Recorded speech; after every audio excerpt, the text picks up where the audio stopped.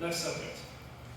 Do Muslims want to overthrow the US government and enforce Sharia law? That is a topic that is quite hot. And when they told me that the mayor was invited and the police was going to be here, I'm like, okay, this is going to be really fun. But no, I didn't change anything, I promise. So I'm going to start off by saying that's a myth, just to ease the tension a little bit. But what brings up that question? Why do people think that? First of all, what is Sharia? Sharia means a path, a guided path. So basically, when you're talking about Sharia, you're talking about following some form of guidance. It's like the handbook that you get with a new TV. All right, so we're given Sharia as basically all of our commandments to do and not to do. That is Sharia. And that isn't something new for God. It's not something new that He gave the Prophet Muhammad. The Prophet Moses, peace be upon him, he received revelations as the Torah, which literally translates to the law. Ha-Torah means the law. And that is what Sharia is. And it covers all aspects of life. People think Sharia, they think we're chopping off hands, we're stoning people, and we're cutting off heads. That's Sharia. That's not Sharia. That's a small portion of Sharia. It would be like saying the US Constitution is all about electrocuting people and hanging them because that's what they do in Texas. That makes no sense at all. The Sharia covers all aspects of life. It covers our prayer that you're going to see later on today.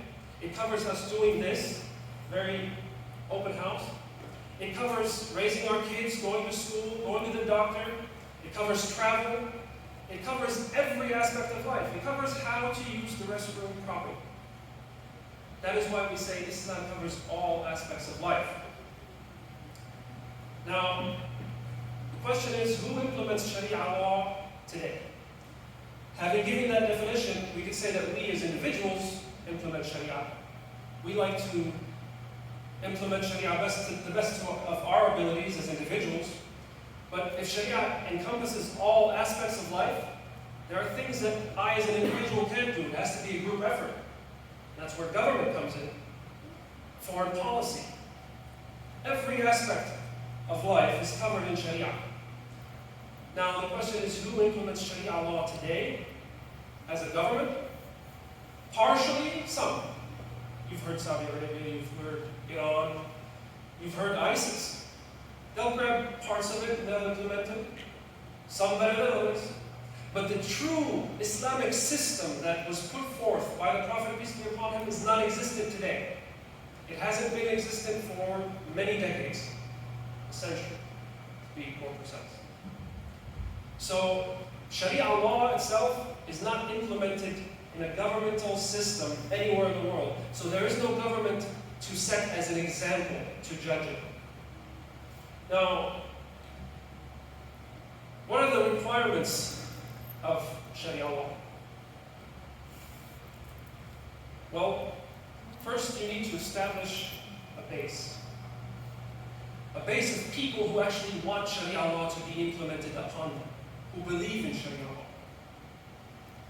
And the caliph, which is the actual Sharia law representative in the Islamic system, would have to actually be elected by the majority of people, men and women included.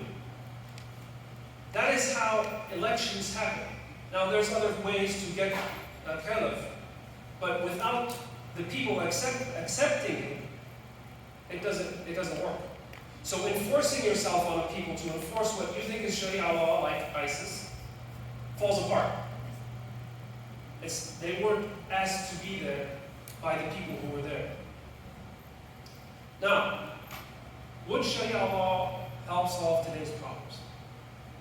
Well, as a Muslim, believing that there is objective morality in the world, that morality is set forth by a higher being, a higher creator, that insists that we live according to his rules so that we live a good life in this life and the hereafter, then I would have to say definitely yes.